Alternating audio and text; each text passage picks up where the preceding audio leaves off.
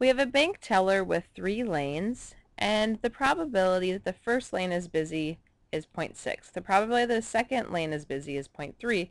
The probability that the third lane is busy is 0.1.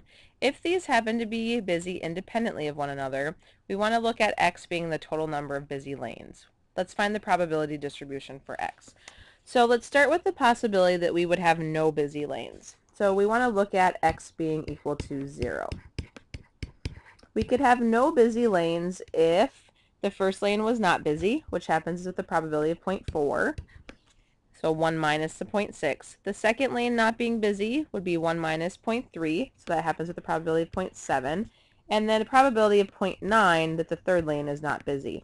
Because these are considered to be independent, we can multiply all these probabilities together, and we'll get 0.252.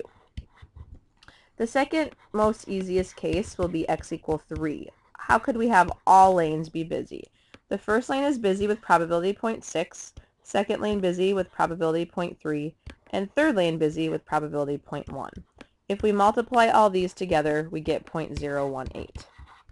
The other two cases are a little bit trickier. We could look at x equal to 1 next.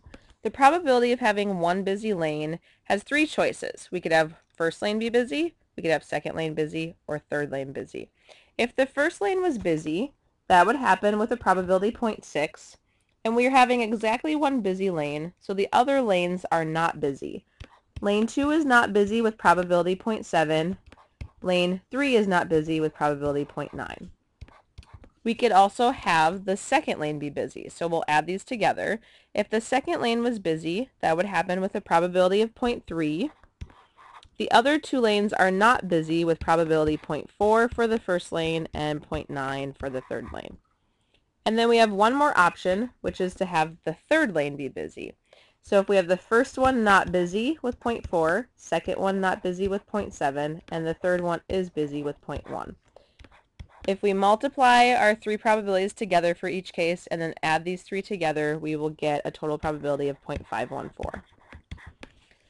Similarly, we could do x equal 2. We need 2 lanes to be busy.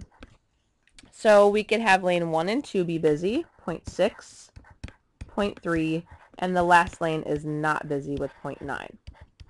We could have lanes 1 and 3 be busy, so 0.6 and a 0.1.